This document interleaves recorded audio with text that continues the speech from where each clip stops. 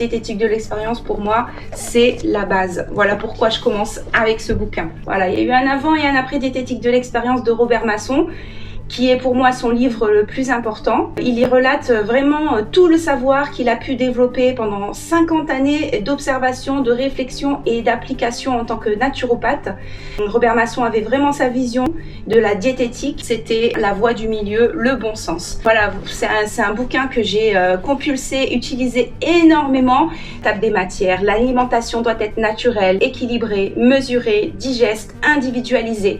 Robert Masson va aussi avoir toute une partie où il va briser certaines fausses croyances de la naturopathie, disons orthodoxe. Vous allez en apprendre sur une alimentation du bon sens et de l'équilibre. Il parle par exemple des fruits en nutrition humaine, comme quoi il peut y avoir aussi des dangers à consommer trop de fruits. Il parle du soja, il alerte sur pas mal de choses et sur le grignotage qui est pour lui la pire des nuisances alimentaires. Et il y a même des recettes, vous pouvez l'offrir à quelqu'un qui s'intéresse à la diététique et il sera pas déçu, quoi. Voilà, c'est une somme, et en même temps c'est écrit de manière très simple et concise. Voilà, ça c'est très appréciable aussi.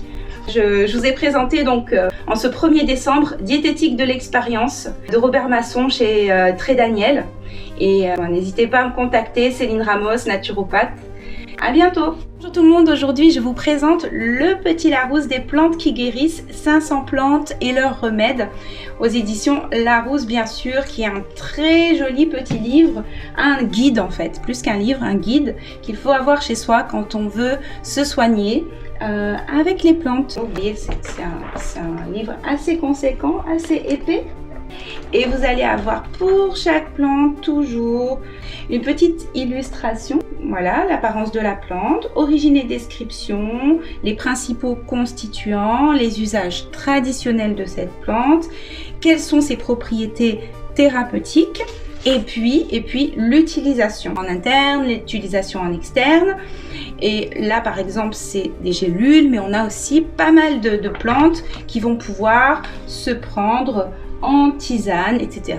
Vous avez également toute une partie qu'on appelle formulaire, donc où vous allez avoir le nom des maladies et pour chaque maladie, les plantes qu'il faudra prendre, voilà, pour soulager les symptômes. Vraiment, je vous conseille ce livre et puis ça peut faire un beau cadeau de Noël. Bien sûr, ça ne remplace pas une visite chez le naturopathe parce que l'approche est complètement différente en naturopathie. On va vraiment avoir une approche globale. N'hésitez pas à me contacter, Céline Ramos, naturopathe. Voilà, bonjour tout le monde. Aujourd'hui, je vous présente un magnifique livre sur les champignons, Champignons, alimentation, médecine psychédélique de Michael Lim et Yun Chu. C'est un très bel ouvrage qui peut faire un très joli cadeau de Noël. Je vous montre juste l'intérieur, c'est magnifique, très belle édition. On va parler donc du règne fongique, de sa place dans la nature qui est centrale, une partie sur l'alimentation, la médecine, bien sûr, les champignons médicinaux, j'en parle beaucoup sur mon compte Chemin Vital Naturopathie, les psychédéliques, oui, parce qu'en ce moment il y a beaucoup d'études, notamment sur la psilocybine pour soigner des dépressions résistantes aux traitements habituels, et enfin l'environnement, parce que les champignons peuvent nous aider à dépolluer la planète. Moi, il y a une partie qui m'intéresse beaucoup, c'est la partie sur les champignons médicinaux. Ici, vous avez le magnifique Ericium erinaceus qui a des propriétés neuroprotectrices très intéressantes. Enfin, comment cultiver les champignons avec du marc de café. Ce livre nous apprend que l'on peut fabriquer soi-même ses propres compléments en vitamine D, puisque les champignons contiennent le précurseur de la vitamine D et les exposer au soleil permet de synthétiser sur le champignon la vitamine D. Voilà, ça peut faire un beau cadeau de Noël, hein. Au revoir. Bonjour tout le monde, aujourd'hui voici Plantes sauvages comestibles, un guide, un mode d'emploi des 200 espèces les plus importantes, comment les reconnaître, les récolter, les utiliser. Les différentes plantes sauvages comestibles sont classées par forme de feuilles. Vous avez les pages ici, vous allez pouvoir accéder aux différents chapitres correspondant à ces formes de feuilles. Et donc pour chaque plante, vous avez la description botanique, ensuite les composants actifs, les propriétés médicinales, ainsi que les usages culinaires. Donc, vous voyez, c'est un ouvrage qui est très agréable, richement illustré. Les illustrations sont également très importantes parce que ça schématise la forme de la plante et ça nous évite les confusions éventuelles avec justement les plantes toxiques qui sont décrites dans ce dernier chapitre. Par exemple, vous voyez ici, vous avez la petite ciguë qui pourrait être confondue avec la carotte sauvage. Elle est très dangereuse, la petite ciguë. Donc vous allez avoir aussi à la fin le calendrier des récoltes. Voilà. Des plantes plus ou moins connues, mais en tout cas toutes comestibles.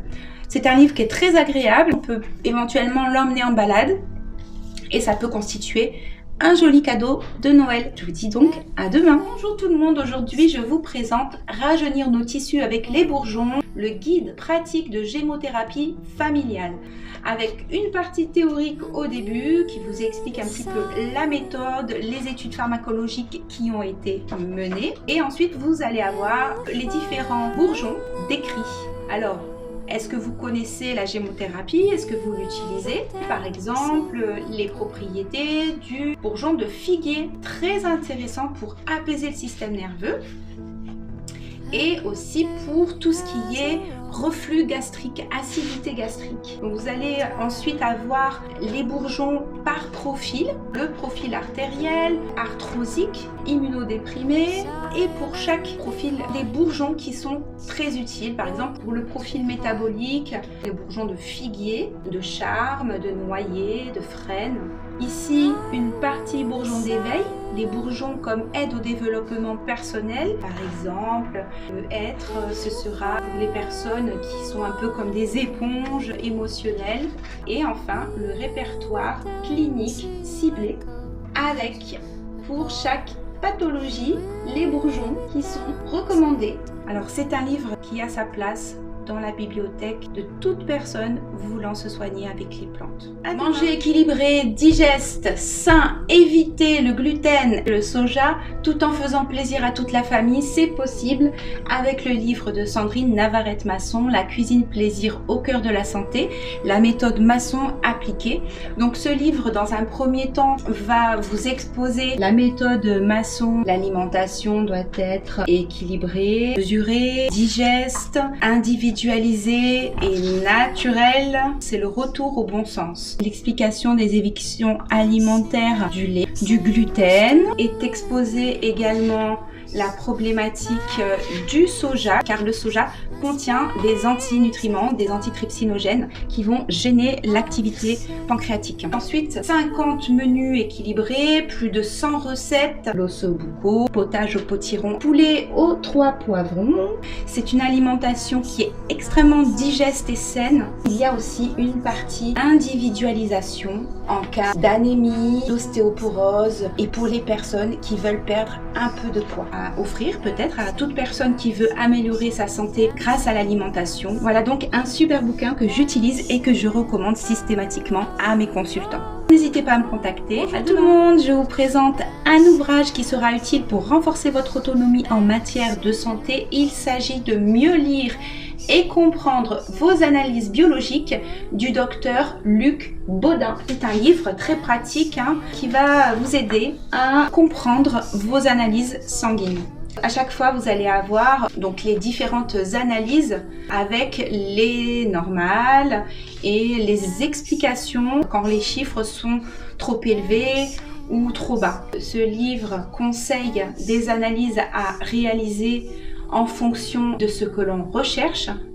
Et tout est très très bien expliqué pour que ce soit accessible à tout un chacun. Un exemple de bilan biologique standard. Et puis voilà, les anomalies, donc qu'est-ce qui se passe si on a trop d'acide urique, comment interpréter des excès de bilirubine, l'hypercalcémie, l'hypocalcémie au contraire.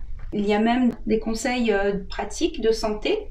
Ici par exemple, si on cherche à savoir si on a une anémie, eh bien il liste et il explique tous les examens à réaliser. Je pense que c'est un livre à avoir si on veut gagner en autonomie au niveau de sa santé et pour être pleinement acteur de son bien-être et de sa vie. Bonjour tout le monde, je vous présente le livre du documentaire Fantastic Fungi, hallucinant champignon. Il est très très beau, de très belles photographies. Donc partie 1, les champignons pour la planète. Partie 2, pour le corps. Quels sont les intérêts médicinaux des champignons? Ils sont énormes, ce sont des pharmacies à eux tout seuls. Les champignons pour l'esprit, ici seront abordés les thérapies psychédéliques. Les champignons, c'est des centaines de milliers d'espèces et on en a encore beaucoup à répertorier. Vous voyez, c'est une diversité extraordinaire.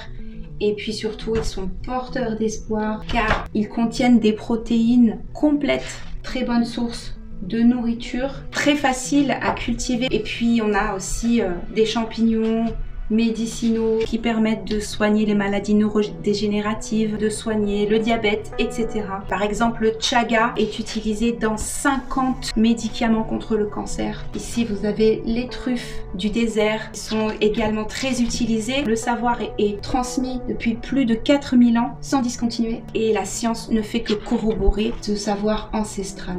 Voilà, donc je vous conseille vraiment ce livre qui peut être un excellent cadeau de Noël. Voilà, j'espère que ça vous a plu. Et je vous dis Bon usage des plantes qui soignent de Jean-Marie Pelt.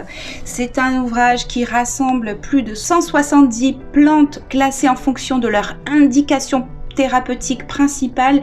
Les chapitres sont ainsi faits. Il y a donc les plantes de l'anxiété, du tonus, de la douleur, des reins. Par exemple, ici le chapitre les plantes contre la dépression, le millepertuis, comment le millepertuis a été utilisé à travers les âges, description botanique, les parties utilisées, la composition chimique et les propriétés pharmaceutiques qui ont été démontrées. La description des études qui ont été réalisées, les indications usuelles reconnues en pharmacologie, les réglementations ainsi que la posologie officielle. C'est un ouvrage très très sérieux, une très belle édition.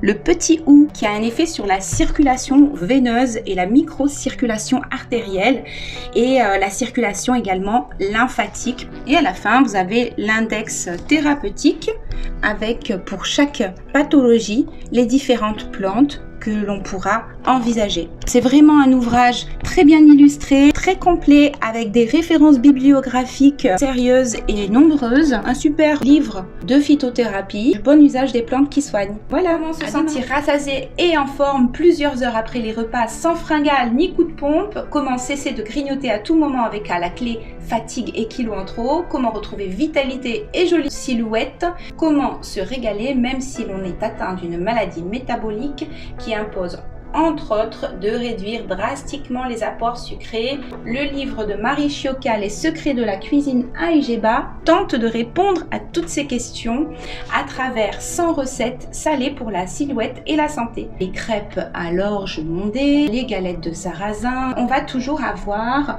le souci d'apporter des fibres pour faire baisser l'indice glycémique de la préparation. Ici, nous avons la pâte à flamme quèche, 100 g de sonde d'avoine qui va venir apporter des fibres supplémentaires et bien sûr la farine complète qui déjà apporte pas mal de fibres. Quand on prend de la farine complète, on multiplie par 6 les apports de chrome et le chrome va agir sur le maintien d'une glycémie plus stable. Un bouquin qui est utile pour les personnes qui ont un diabète de type 2 par exemple et les personnes aussi qui veulent maintenir leur poids de forme. Les secrets de la cuisine Aïgéba de Marie Chiocca. Découvrez les secrets des plantes médicinales sans risque avec ce guide essentiel sur les contre-indications, le guide des contre-indications des principales plantes médicinales de Michel Dubré, un herboriste de renom, et il offre ici un travail rigoureux, accessible à tous, essentiel à une utilisation sécurisée des plantes.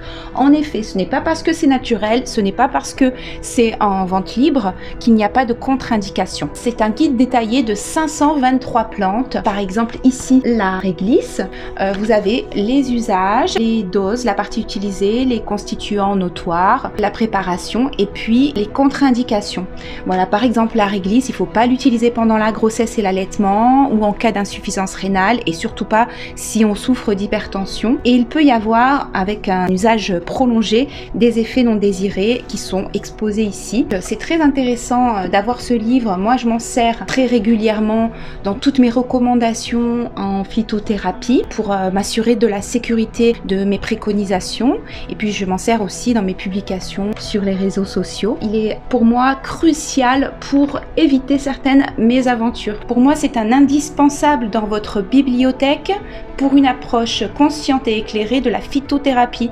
Prenez soin de vous avec les bonnes informations. À de consultation en naturopathie, je vérifie toujours les effets secondaires des médicaments que mes clients prennent. Pour moi, le guide d'Orose, c'est un outil de référence. C'est un peu comme le Vidal, hein. Il est très pratique pour consulter rapidement les informations sur les médicaments, leurs effets indésirables, les contre-indications et les éventuelles interactions. Le paracétamol, qui est pris très largement sans trop de précautions. Ici, on va avoir les propriétés analgésiques, antipyrétiques, les effets indésirables, comme par exemple les réactions cutanées allergiques, l'érythème, les thrombopénies. Et ce qui me semble intéressant, le paracétamol consomme beaucoup de glutathion. Les cas de surdose aiguë et comme quoi vraiment le paracétamol peut détruire irrémédiablement le foie s'il est surdosé. Les précautions d'emploi, ne pas dépasser les doses maximales recommandées, limiter la durée de prescription, car prendre du paracétamol sur une durée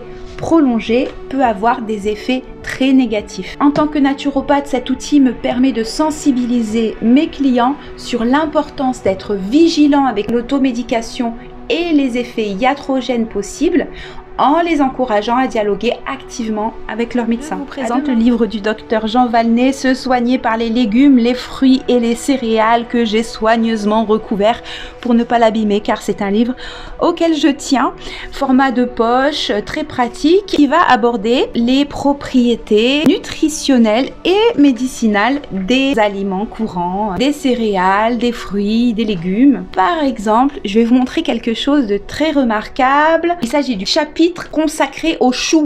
Eh bien, ce chapitre est juste énorme. Regardez, on a tous les usages médicinaux du chou, toutes les préparations que l'on peut réaliser avec le chou, tous les usages traditionnels du chou. Le chou, il a toujours été traditionnellement considéré comme une panacée. Et les douleurs en cas d'allaitement, l'acné, lotion avec du jus de chou fraîchement extrait. Pour ce qui est des angines, les applications de feuilles de chou calment les douleurs. Comment utiliser le chou pour les douleurs articulaires, les propriétés des jus de chou. Donc ici, tout est consigné. Par exemple, l'ail, qui est aussi très intéressant. Les principaux constituants connus, les propriétés nutritionnelles. L'ail va être considéré comme bactériostatique, tonique, stimulant général, hypotenseur, ralentisseur du pouls, antispasmodique, rééquilibrant glandulaire, etc., etc. Donc, un super bouquin du docteur Jean Valnet qui s'est figuré largement dans l'aromathérapie et la phytothérapie. Bonne lecture. Bonjour tout le monde, je vous présente le livre de Jean-Pierre Willem, Sans ordonnance naturelle pour 100 maladies courantes.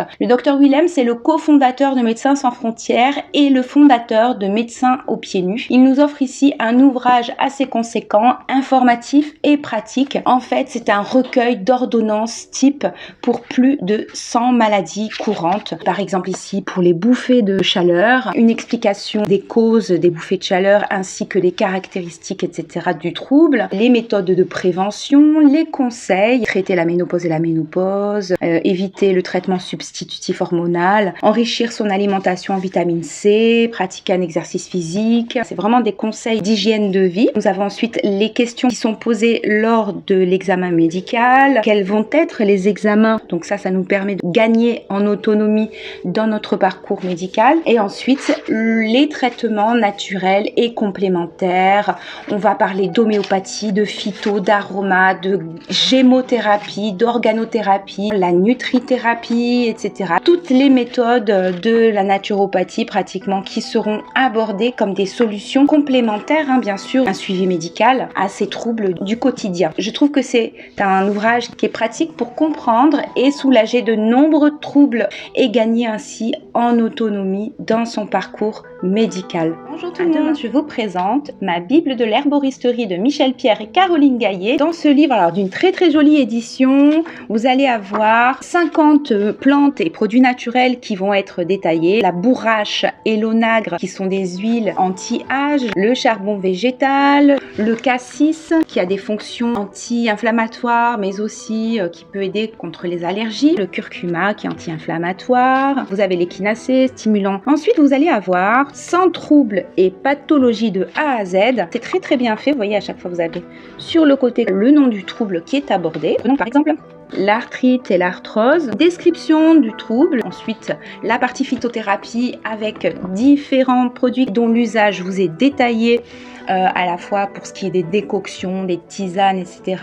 La posologie est également indiquée, bien entendu. Vous avez la partie aromathérapie, quelles sont les huiles essentielles que l'on pourra utiliser en cas de douleur liée à l'arthrose, et l'alimentation qui est conseillée généralement dans les cas d'arthrose, donc une alimentation qui sera naturellement anti-inflammatoire. Une fois qu'on a adopté une bonne alimentation, on peut avoir besoin de compléments alimentaires qui sont décrits ici, la silice, le MSM, la vitamine D, les oméga 3, etc. Donc c'est un livre qui est très agréable et qui pourrait représenter un joli cadeau de Noël. Pas coutume, je vais vous présenter un jeu de cartes. Il s'agit des cartes des fleurs de bac. J'utilise ces cartes en complément de mes connaissances et des livres quand la personne a l'impression d'avoir à peu près toutes les problématiques. Je vais la faire choisir parmi une présélection des fleurs, celles qui sont les plus intéressantes pour elle, parce qu'on peut aller jusqu'à 7 fleurs, 7 élixirs dans un même mélange. Pourquoi est-on attiré par une fleur plutôt qu'une autre?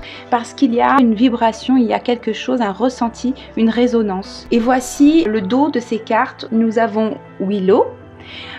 Ici, nous avons la transformation que propose la plante. Et c'est très bien écrit. De très jolies cartes qui peuvent être vraiment intéressantes. Personnellement, je les utilise pour aider les personnes à choisir leurs fleurs de bac et les résultats sont étonnants. On tombe juste, la personne a fait une présélection parfois de 10 fleurs et ensuite on va choisir les 7 principales grâce à ces cartes. Je trouvais que c'était intéressant de pouvoir coupler ces deux approches. Et les enfants notamment sont très sensibles à cette méthode. Un beau cadeau pour Noël, pourquoi pas. Les cartes des fleurs de bac de Lucilla Satanasi, la Bible des huiles essentielles de Daniel Festi, qui vous présente le potentiel des huiles essentielles pour votre santé, votre beauté, votre bien-être, votre environnement, votre cuisine. Tout d'abord, 80 huiles essentielles. Il y a toute une partie, 230 mots au quotidien. Prenons l'exemple de la blessure. En cas de coupure, que faut-il faire? Donc bien sûr désinfecter pour éviter tout risque d'infection. Et ensuite, quel va être le premier réflexe? S'il n'en fallait qu'une, eh bien pour la blessure, ce serait la lavande officinale. Ce qui est préconisé, c'est d'appliquer quelques gouttes de lavande officinale sur la plaie et de recommencer plusieurs fois dans la journée. Et ensuite, toujours pour chaque mot, il y a la formule complète ici, arbre à thé, lavandin super et cyste ladanifère. Et puis des conseils complémentaires, il peut y avoir des conseils sur l'alimentation, l'hygiène de vie, mais là pour l'exemple de la blessure, ça va être nettoyer la blessure à l'eau et au savon, etc. C'est vraiment des conseils de bon sens. Prenons un autre exemple pour la fibromyalgie. Donc nos conseils: avaler des extraits glycérinés de plantes anti-inflammatoires et antidouleurs, curcuma, scrofulaire, sol blanc, complémentez-vous avec des oméga 3, bougez chaque jour. Cet ouvrage est très pratique pour un usage familial. Donc je vous souhaite de très bonnes fêtes. Il est encore temps de faire les cadeaux. À demain.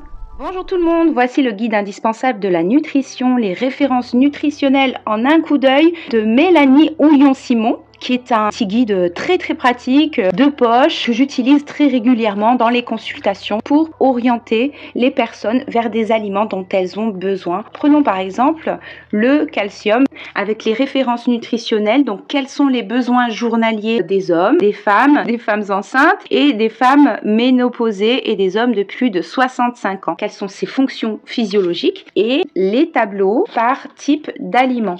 Ici, par exemple, vous avez les épices, les féculents, les fromages, les fruits, les graines, les oléagineux, l'amande, par exemple, dans les légumes également, dans les œufs à la coque. Donc, le type de cuisson est important également. Les poissons, les viandes, tous les macros et micronutriments sont développés dans ce guide par groupe alimentaire. Donc ça permet aux professionnels et aux étudiants de santé ou aux autres amoureux de la diététique de consulter de façon pratique et rapide des informations nutritionnelles fiables. Voilà, pour moi, ça, c'est un outil de travail indispensable de la nutrition. Il porte très bien son nom. À demain. Bonjour tout le monde, je vous présente Aromathérapie sans huile essentielle de Dominique Baudou, une référence en aromathérapie. C'est un livre qui s'adresse plutôt aux professionnels, mais qui a quand même une approche très pratique avec, pour chaque huile essentielle, une description complète, donc botanique, la composition chimique. Ça, c'est très important quand on apprend l'aromathérapie, de connaître ce qu'on appelle le chémotype des huiles essentielles, les propriétés thérapeutiques de cette huile, les indications thérapeutiques principales, les contre-indications, les éventuels effets indésirables. Avec l'aromathérapie, on est sur du chimique, c'est de l'ultra concentré, il faut vraiment faire attention. C'est très important d'avoir les bonnes informations. C'est pour ça qu'il faut des livres de référence. Par exemple, l'huile essentielle d'ajowane va être très intéressante en infectiologie. Des formules en fonction du trouble. Pour les parasitoses intestinales tropicales, pour la dysenterie, l'ulcère à l'estomac à Helicobacter pylori. Sans huiles essentielles, avec toutes les préconisations de ces huiles, les indications, les contre-indications pour pouvoir les utiliser en toute sécurité. Bonjour tout le monde, je vous présente Gémothérapie, les bourgeons au service de la santé, le guide pratique et familial de Stéphane Boistard aux éditions Terran. C'est un ouvrage qui est synthétique, comment choisir vos macérats de bourgeons, comment les fabriquer vous-même, quand cueillir les bourgeons, comment les faire macérer. Prenons par exemple ici le figuier. Nous allons avoir ici à chaque fois les propriétés, quelles vont être les indications pour le stress, la dépression, la nervosité, pour les personnes qui souffrent d'acidité gastrique notamment, de reflux aussi, de colopathie, la polyarthrite, les traumatismes crâniens, la maladie de Lyme. Tout est expliqué et sont relatées les différentes études depuis la création de cette approche par le docteur Paul-Henri. Vous trouvez aussi des témoignages de personnes qui ont vu une amélioration de leur état grâce à certains macérats. L'index thérapeutique, donc le résumé des vertus des différents macérats par les maladies. Par exemple, quel est le macérat antiviral? Ici, c'est le cassis. Pour ce qui est des bouffées de chaleur, on ira vers l'érel, le cornouiller sanguin, le framboisier, le pommier. Et c'est un livre qui est assez pratique, très bien fait, documenté également et qui vous aidera à gagner en autonomie en utilisant les macérats de bourgeons. À demain!